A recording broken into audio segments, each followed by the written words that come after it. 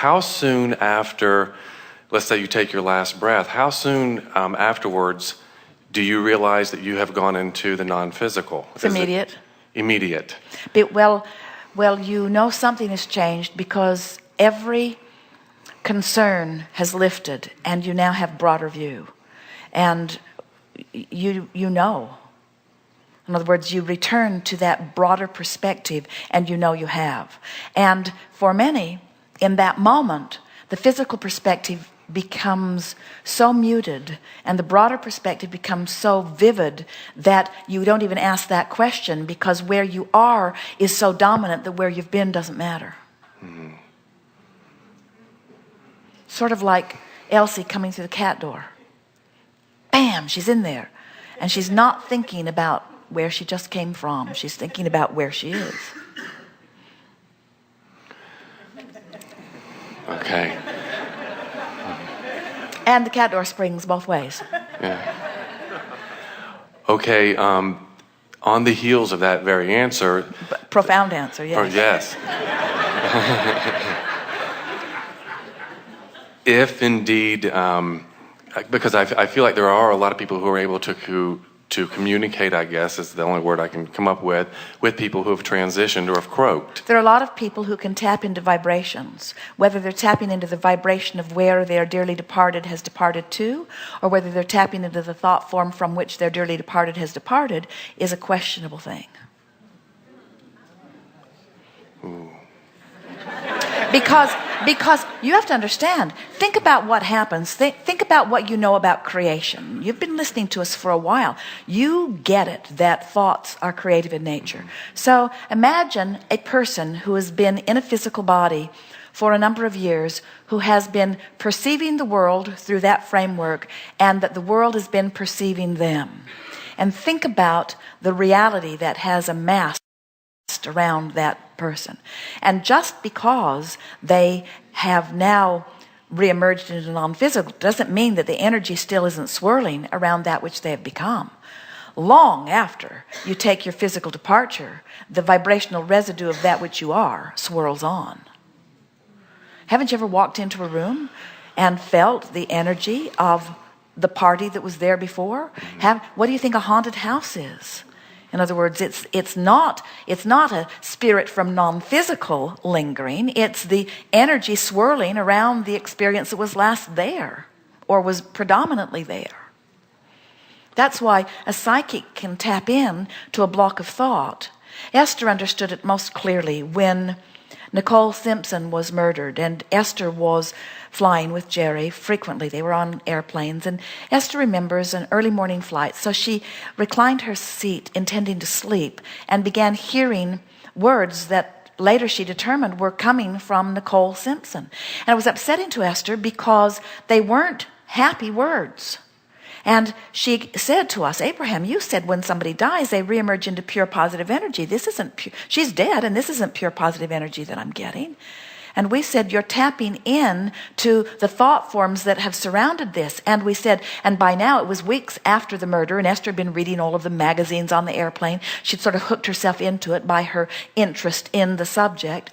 So we said, you're not even picking it up only from the thought forms that were present because of the woman and her life itself. You're now picking up on the thought forms of all of the speculation of all of the people that are thinking about all of the subject. In other words, the thing took on a life of its own, and vibration is vibration. There is vibration and there is reality, and there is physical reality and there is non-physical reality. And just because you're tapping into a vibration doesn't mean that you're tapping into precisely what you're tapping into something that's near the vibration of where you are is what you're tapping into. People will have near-death experiences, or they will have out-of-body experiences. A lot of people have regressive experiences where they are having rebirthing experiences, and they will say, oh, in this rebirthing experience, I now understand that in past lives I've had some similar experiences that I'm having now. And we say, well, we don't know if you're getting your past life or someone else's, but one thing is sure, it all matches what your dominant vibration is right now. The law of attraction has no boundaries, physical, non-physical. It's a universal law, you see. And so every thought that's ever been thought still exists. And so to try to sort that all out, it would make you crazy. What we recommend that you do is, in the context of the life that you're living, and in the context of who you really are and who you're letting yourself be, that you find the feeling place as best you can that feels the best, and that let law of attraction match you up with things that equal that. Because when you start trying to sort out frequencies, in the same way that you can't put piles of good manifestations and piles of bad manifestations into any order, you really can't start sorting out vibrations. Every thought that's ever been thought still exists. And law of attraction causes a coalescing of them, you see. So if indeed, so when somebody has gone back into non-physical, and what you're seeing with a psychic or a medium or somebody saying that they're communicating with that person, they're basically then just tapping into the energy or the vibration and stuff that it... We're not saying that they never do. They often do. We're just saying, if someone taps in to your dead friend and that dead friend is complaining, they've not tapped into who they really are now. I got you. If they're worried about you, if they're fussing about something, then they've tapped into the same old thought form that was swirling around them in their ornery human self, you see. Because when they reemerge into non-physical, they leave behind all doubt and fear and worry, and all, they move quantum leap style into the vibration of who they really are. Think about it. The reason that you have negative emotion at all while you are in your human form is because you're beating the drum of something that the whole of you will not. So if your inner being won't even join you in one negative thought, what do you think the odds are that your inner being's up there worrying about stuff? Right. It's totally illogical. Right. You see, it isn't happening. It's a human distortion. Not easy to see non-physical through human eyes. In the same way, it's not easy to feel happy when you feel sad. Do you really understand? If you're depressed, do you really understand your happy friend? You're much more likely to resent your happy friend than you are to understand your happy friend. You see? Right. Absolutely. So what happened that brought all of these questions about? I had a friend on Sunday who I applaud the way he decided to exit stage right. He was riding his motorcycle in the mountains and literally just keeled over. Was never sick, never had to worry about anything, just dropped dead. And we were all commenting how beautiful it was. It had such a full, great life doing what he wanted to do, and then all of a sudden, boom, he's gone.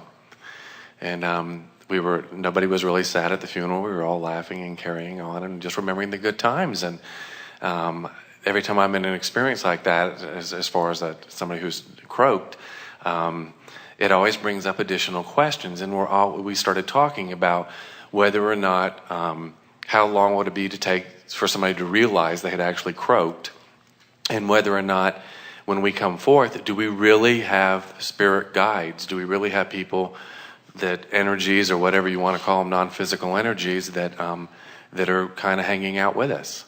Or is that just false? Oh, you have huge awareness from non-physical, but here's the way we describe it. Now, we can describe it in the fairy tale fashion you've formerly heard it, or we can, well, there have been a lot of different versions of it, or we can describe it in the context of what we are describing to you here, that you are source energy. You project yourself into this physical experience.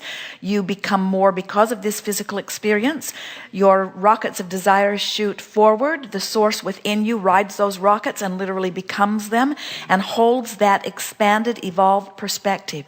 So can you imagine the celebration in the coming together of all of that, you see?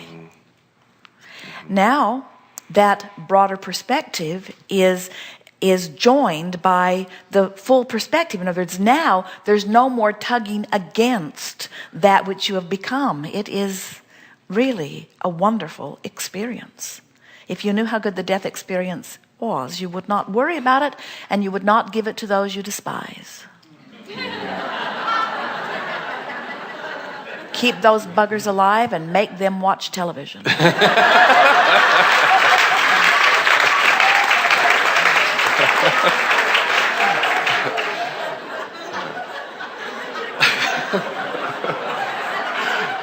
That way, they can scour the planet, the huge, powerful planet of vast well-being, and they can focus in on pockets of distortion and disallowance of well-being, and they can dramatize it and exaggerate it in enormous proportion and create within themselves a huge imbalance. It's as bad as it gets. It's as bad as it gets. As bad as it gets is to be physically focused and not look at life through the eyes of broader perspective. That's as bad as it gets. And when you croak, you can't do that. Wow. Okay. Thank you very much. Appreciate it.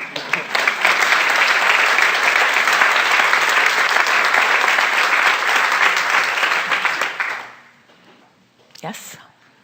What's up, Abraham? Okay, I have a question which I think is about what I'm calling is a mixture of energies. You've talked about how there's one stream for a person, and if I understand it right, there's one stream, and everything that you want is at the end of that one stream, is downstream. Not necessarily at the end of it, just Right. downstream from where you are. Okay. You're floating to it and through it and into it, and always projecting more ahead of you. Okay. Right. Okay. Sometimes you're rowing this way and you miss it. But it's always there and always available when you get Okay. into the right vibration. Right. It's like Esther, I can't find my pen, I can't find my pen, I can't find my beautiful pen, I can't find my beautiful pen. It's in her purse, but she cannot find it. And it seems illogical that even when she dumps her purse out on the bed, that the pen could find a little corner to snag in. Because you can't find what's lost. So you've also talked about people who are very wealthy but don't have their whole life in order. So they may